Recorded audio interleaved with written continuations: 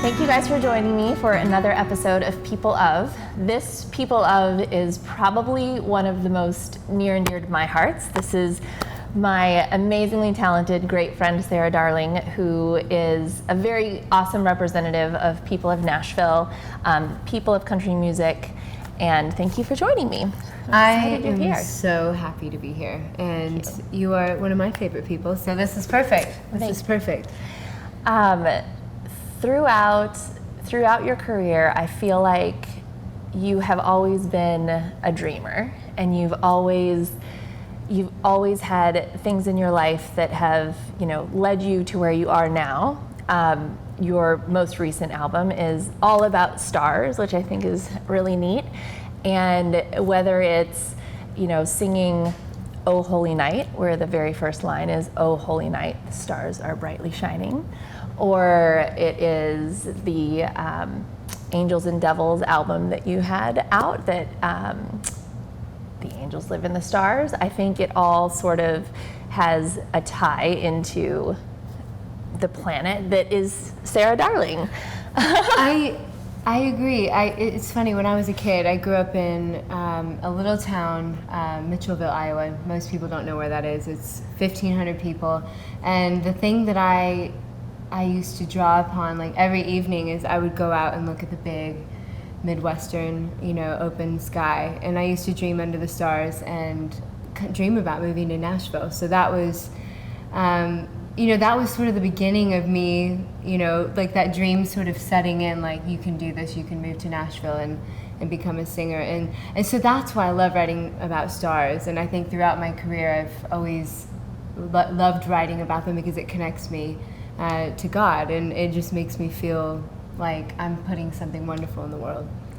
Tell me about that move from Mitchellville, Iowa, which is a beautiful place, and I love it, and you have the most phenomenal friends and family. Tell me about that move in the very beginning of your career and making the huge leap and deciding, you know what, I've been told I have an amazing voice and I'm going to take that to another level. It all started when I was a little kid. I came into this world singing, and like when I was in high school, all I wanted to do was like move to Nashville. And while all of my friends were going to the football games and doing their sort of every Friday night thing, I wanted to go put on shows. So I was actually putting on performances around Des Moines and around my hometown. And I actually graduated high school a little bit early so I could move to Nashville, Tennessee. So what really kind of was the breaking point for me, when I was 16 years old, I had came to Nashville to visit, and it was CMA Fest, and I was with my mom and my stepdad, and we went into Tootsie's. Fun. And my stepdad goes, can she get up and sing? It's about as Nashville as it gets. This is about as Nashville as it gets. And they let me get up to sing. Oh, that's amazing. They let me get up to sing, and I was like, I'm moving here. So I went back to my, my little town, and I did everything that I could to get to Nashville. And that's how I got here. It was just complete focus, as in high school. Your grandfather who I've met and is, was a darling man, literally and figuratively. He inspired so many different things, including a couple of the tracks actually on your newest upcoming album, and songs in the past. Tell me a little bit about him and his encouragement for you to follow your dream and leave the Mitchellville, Iowa small little comfort zone that you had. My grandpa is probably the most, I guess, influential person in my career, and he was actually the reason why I got into country music. So when I was a kid, we used to go to church together. So him and I would go to church, and he would play Johnny Cash, and I literally fell in love with country music because it was he loved it so much, and he was such an amazing man and loved the Lord with all of his heart, and just wanted so much good for everyone. And I think that for me, I feel so blessed that I actually got to experience a life knowing someone so wonderful. And he's passed away now, but I was, he was a miracle man, and he lived way longer than I thought he would, and got to see so many beautiful things. And I think the gifts that he instilled in my heart have actually helped, being in the music industry, given me a great strength in dealing with the ups and downs of the business. So I'm really grateful for him and what he taught me. Speaking of Johnny Cash, is there anybody that here or around that you would love to sing with? Is there anyone that you would love to collaborate with to do a song, whether they're dead or alive, around or not here? I was actually just thinking about this, but I think one of the greatest songs of all time is "I Will Always Love You," Dolly Parton. Yes. And I was trying to think of, I was watching The Bodyguard the other week, and she's a hopeless romantic, I'm a by the way. hopeless romantic. The Bodyguard is one of the greatest movies of all time. But "I Will Always Love You," that song is one of the greatest songs ever written. Yes. So I would love to do a duet with Dolly, and I think she'd be really funny, and she's blonde, and we would just have a good time. Yes, I love it. That would be amazing.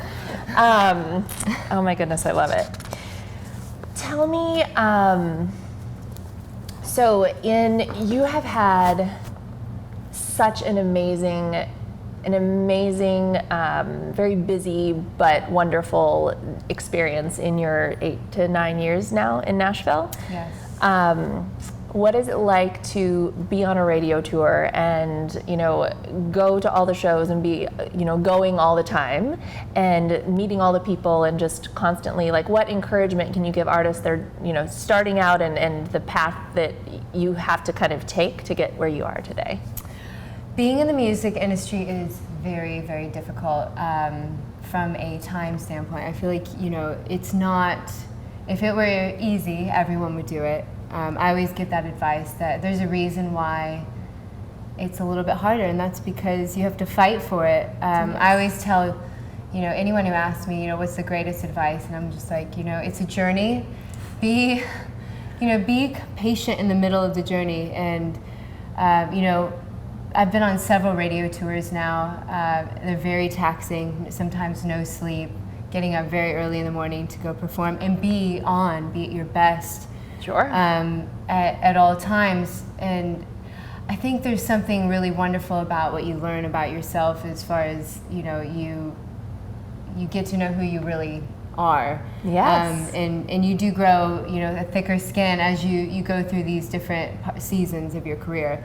I think whether you're on a radio tour or you're in the writing season, I think it never stops. So hard work pays off. That was something I was taught, in the Midwest. And I know you're a Midwest girl too, and I think that's just something that you have to work really hard. And the ones that have made it in this industry have worked really hard, and they've got a story to tell. Everybody has one. I feel like Home to Me and Little Umbrellas and Something to Do with Your Hands and these really upbeat, great songs for you throughout your career have put you on the map as just like this happy, awesome, full of energy, great singer-songwriter, as a happy country artist. And I feel like, having had a sneak peek at the new record, I feel like this, album really is you, and it's very, it's something that is wrapped around just inspiring so many people and being less happy country, but more. It's honest. It is honest. It is absolutely 100% honest. And what I would say is that every single Home to Me, Little Umbrellas, Something to Do with Your Hands, those were all gifts to me that I was able to put those out, and it was the perfect time. And I, if it weren't for those songs, I would have never got to play Conan O'Brien and do all these amazing things. Yes. And I feel so grateful for that. I came to this place, over the last couple of years, where I said, I want to make a record that is so truly me that when I put it out in the world, everyone's gonna totally know who Sara Darling is. And I had actually spent a couple years writing for this record, and it is dreamy, romantic. It's very honest. You can really pull from the struggles that I've had in the music industry. And I think the one thing that you do get from the album, and I'm giving you a little bit too much, but it's going to excite you. No, I love it. Is that to keep your light. I think it's so, my biggest advice to people, no matter what industry you're in, is just kind of stay humble, stay kind, keep your light, and you never know what kind of day somebody's having, and so many great people have helped me along the way, and I feel like this is a really positive record that's going to uplift people, and for all the dreamers. It's really for all the dreamers, and I love singing about stars. So I think I counted 7 songs that mention stars out of 10 on my album. So that's amazing. Well, David Nail has been very successful singing about rain in all of his songs. So he actually even made a joke, I think, in one of his songs that didn't go #1 because there was no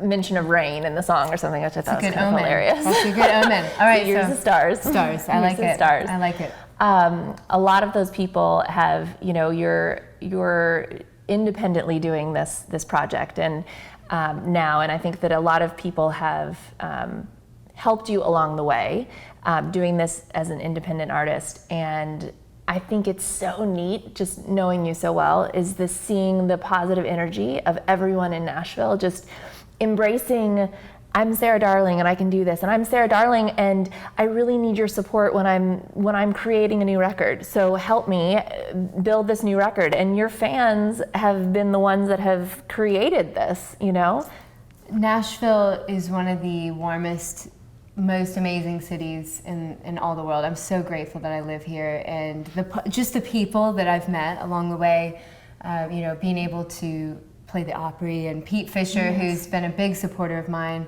Leslie Fram at CMT, and I mean the list could go on and on. There are people who've actually made my career. They've done something extraordinary to make my life extraordinary, which is really amazing. And making this record with my friends was such a different experience, because when your fans are the ones, putting the money in, it made me want to make it so good. I can't even tell you. I remixed several songs. I made it so exactly the way I wanted it, because I had more of my stamp on it, and I didn't want to let anyone down. I wanted them to be, just wanted them to light up when they heard it, and that's exactly what happened.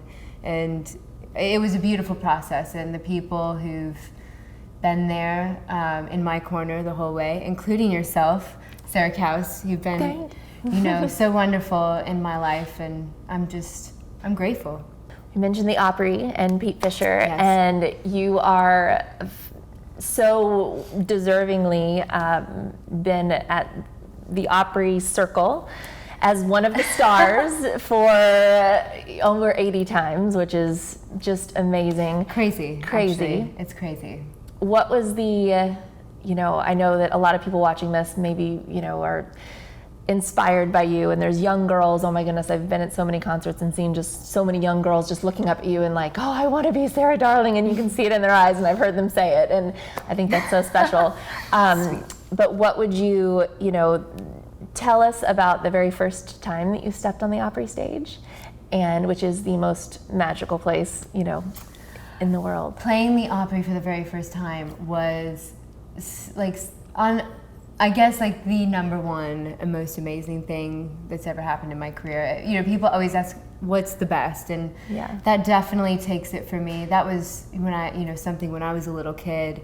My grandpa, he was like, when you play the Grand Ole Opry, that's when you've really made it. Mm-hmm. And so the very first time I performed, I had all of my friends and family there, and the most special part about that was Vince Gill actually introduced me and sang with me that night, and he really encouraged me before I went on stage, and I always remember that. Wow. Because it's really scary, going on and playing the opera. You're like, I can't believe I'm here, I'm doing this, Yes. And now 80 times, it's absolutely phenomenal that I've been able to do it. But I remembered that, what he said to me, you know, just be nice to them and they'll be nice to you, talking about the crowd, which was really sweet. Oh, I love that. And I was like, you know what, yeah, I'm going to enjoy this, because sometimes you get so caught up that you're out there on the stage and you're connecting with these beautiful people, and you like enjoy that moment, you know, for a moment. And I think that that's something I'm really starting to do. Yeah. And I always, you know, like to pass that on to younger artists who are wanting to play the opera or any great stage, is to like live in that moment, embrace Yes. the moment, and just like go for it, and don't, you know, seize the day, I say. That's so neat. You know, I just did a podcast with Julie Roberts, and she said the exact same Did she? thing. She That's said so cool. she said that, you know, part of the experience when you're just beginning is you're so busy and you're so running around, and you don't take time to enjoy the moments. And now, just realizing that she hasn't been enjoying the amazingness of and the struggle, but like enjoying even the struggles is something that she's really trying to hold on, you know, to grasp and to do.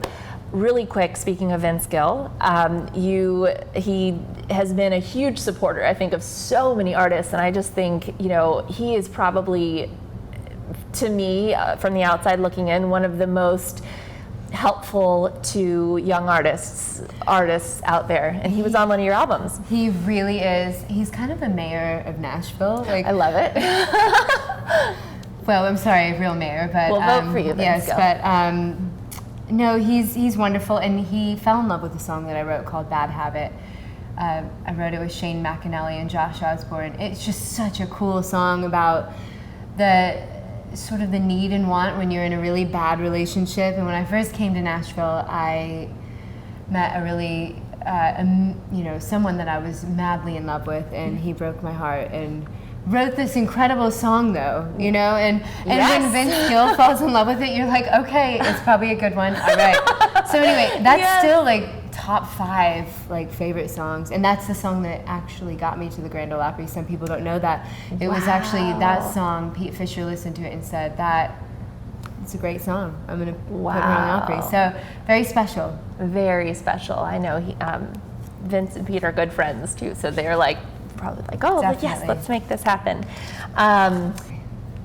Another really cool star in your life is when you were recently a part of Rising Star, and I think that was such a neat thing to be a part of, and having another very well-respected, you know, Brad Paisley really appreciating you as an artist, and, you know, complimenting you and being, you know, very supportive of Sara Darling. And tell me a little bit about Definitely. Rising Star. I think my whole life has been amazing in the fact that I've got to do so many amazing things, and I've always been the type of person that I love an opportunity, and I'm not really afraid to kind of step into something that's a little bit scary, unknown. And this reality show came along a few years back called Rising Star, and Brad Paisley was a judge, and he was actually a big reason why I wanted to go on the show, because I respect him so much. I think he's incredible. And I got to live in Beverly Hills for a couple months and live this life of, you know, of shooting a television show. And, you know, the premise was really amazing. It was all vocalists, you know, working on trying to be the America's Next Rising Star. I did not win Rising Star, but I will say that I learned so much in a really short amount of time. It was devastating when I got kicked off, but it's so funny, like, you know, a couple months had passed, and you get so caught up in the moment of the pressure, and, you know, reality television, it's very dramatic. And I always, you know, like to tell people that it's not always what it seems. Sure. And I think 2 months after the show was over, I was so grateful for it, because I made amazing friends. I got to sing and make new fans on live television. It was incredible. So I am really grateful for that. And it did something for me. After doing that show, I realized when I got home that I was going to really focus and make this dream record. And so it really was like the beginning, like doing that show, ending it, that was sort of the lift, the push that I needed. Sometimes you need like a little push, like go do it. It's time. And so it started the inspiration and the passion to make something that was very much you. And are you willing to tell us what the title of the new record is going to be? Yes, I am. Okay. I am so excited. This title is called Dream Country. I love it. And the reason why I called it Dream Country, there's a little story behind it. When I was recording this album at Ocean Way Studios, that was where I'd always dreamed about recording my album. I had friends that had would come by the studio and listen. Yep. And what's a little bit different about this record is there's actually string parts, and I had like an arranger build string sounds, and it's really dreamy. And someone's like, "This is not like what do you call this? It's country, but like what is it?" And I said, "It's dream country," and it just like came out of my mouth, and I love it. I went with that. I love it. I think that you have had definitely a lot of challenges and things that everybody experiences, but you sort of have a fairy tale life. One of my good friends calls you Disney Barbie. You have this great, amazing passion for Paris that we'll talk about, and your love story with your wonderful husband James is very much a dreamy sort of fairy tale, story. So tell me about Paris, and I think everybody wants to know and appreciate your passion for your macaroons and that you create. Absolutely. Ever since I was a little kid, I wanted to go to Paris. My grandmother is of French heritage, so I was always one of those little girls growing up. I dreamed about going to Paris. It was dreamy, and I think that's why I wanted to go. Audrey Hepburn loved it. That's why I wanted to go to Paris. And from the moment, that I went there, which was the very first time was 5 years ago, I had my first date with my husband there and fell in love with the French culture. I had macaroons for the first time. I was just so overjoyed with love that in my heart, Paris it represents just this, it's a movie. It's like my own little movie in my mind. And I tend to write a lot of songs about Paris. So there's a song on my album called Montmartre, which is my favorite song. And it kind of takes you right there. Takes you right there, the cobblestone streets, and it paints this really beautiful picture in your mind of what that could have been like for me. And that's what I would really say in general about, the direction of my album is all of the songs mean something to me. They are little moments that were very important in my life, and Montmartre was one of those, and Paris was one of those. So it'll just take you straight to the Eiffel Tower and all its beauty. The whole album takes you completely on a journey with every single song, from the ocean, with one of the songs. Anchor, Anchor. And that's I guess, someone even said to me recently, I've been playing some of these songs out live, and it's been pretty new, but some really, diehard Sarah Darling fans are like, I don't know what you've done, but we love this new stuff. And I find that when my happy place is writing about like the mountains or the ocean or like big ideas that connect people. And I like writing about love too, but there aren't really a lot of sad love songs on this album. It's really more of introspective, nostalgic, and lets you dream, Yes, and inspire to be happy and inspire to chase your dreams. I love it. One of those incredible songs that I think is great is Where Cowboys Ride. Where Cowboys Ride. It's one of my favorite songs on the album. I love it so much. It's so haunting and beautiful, and I wrote it with a guy named Zach Runquist, and we both love Wyoming. So I was kind of feeling nostalgic that day, and I said, I wonder, sometimes life gets so crazy, and everything's going 100 miles per hour. If we just slowed down, where would that happy place be? And a few years ago, I got the chance through music to go to Jackson Hole and I was like, this is the most beautiful place on earth. And I wanted to write I call it my love letter to Wyoming, is where cowboys ride. So it's like the country music that like my parents grew up on. It's like a sort of old country, which is really beautiful. Yes. And it's it definitely takes you there it takes you on the adventure. I cannot wait to see the music video for that, because it's going to be that big idea that you're totally excited about. Oh, it's so pretty.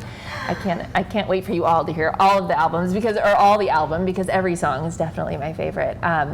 One more favorite song of, I think that we were talking about your grandfather and sort of the inspiration that he had, and I just think that he's just an angel up there for you, but has given you a lot of encouragement. And that's the song on your album, Haley's Comet, is really, really one of those, just sit back and think and be grateful for everybody that's been in your life. Absolutely. That has been the song so far that, the world hasn't got to hear the album, but anyone who's heard it, that's the deepest connection song, and probably the most personal to me, because it is written from a really honest perspective. When I wrote it, I had actually parted ways with a label that I was with for about 8 years, and I learned so much in that experience, and I had some wonderful times and some tough times, but when that was all over, yep, I was sort of sitting there like, well, what now? Yeah. Where do I go from here? And all that feeling of like, I'm gonna find a place to shine one day. We all have like a place. And then I was thinking about Haley's Comet. So Haley's Comet comes by every 75 years, and I was thinking, as people, we're all forces of nature. We're all gonna have our time to shine, and I was going to make it through that time. So that's why it does make me quite emotional, that song, and I love singing it live. It's a song that I think will really connect to people. The song is called Stargazer, and I want you to actually tell the story of how that song came about, because I just think it's amazing. Stargazer I feel like it was a gift that was given to me. And I always laugh because I hear about these stories all the time where people will finish their project and then this one amazing song comes along.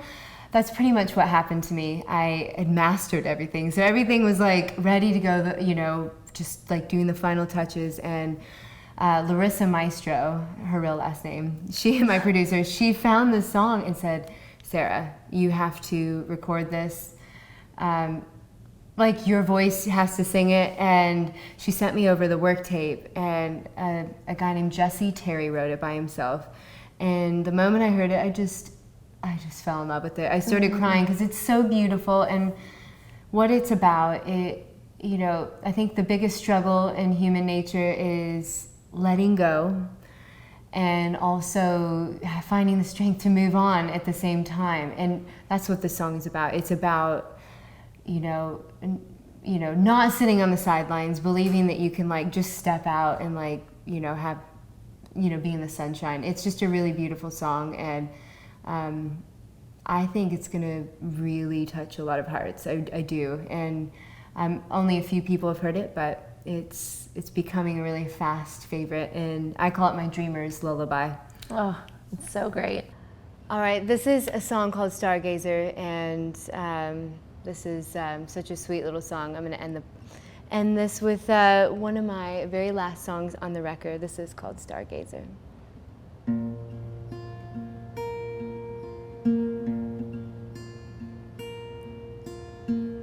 Go on, stargazer, don't ever shield your eyes.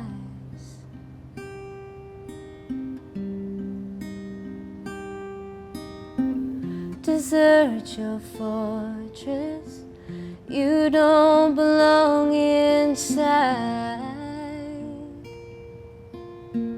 Go on, stargazer, I know it seems so far.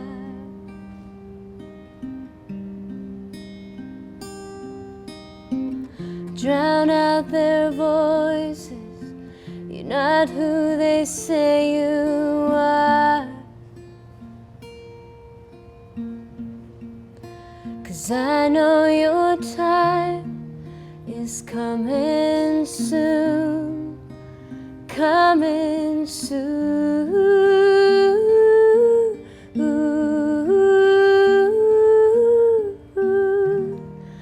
And no one can keep you here, keep you here, but you. Go on, stargazer, peer through the cosmic dust.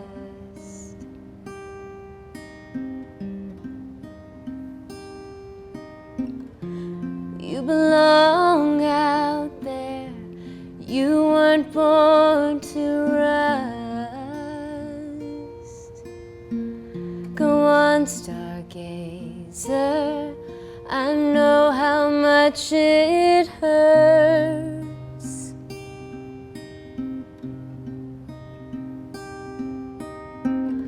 But you are free now, so pick your universe.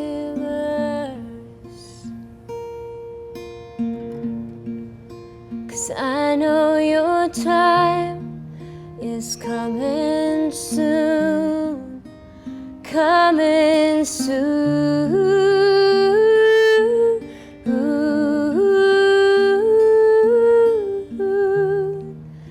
And no one can keep you here, keep you here, but you.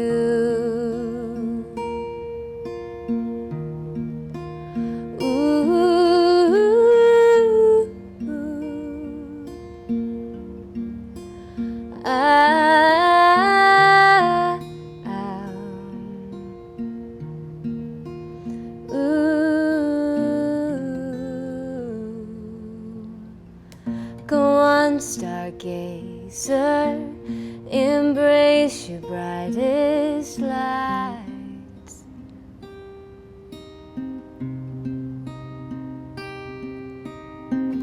You must be fearless, but you can leave.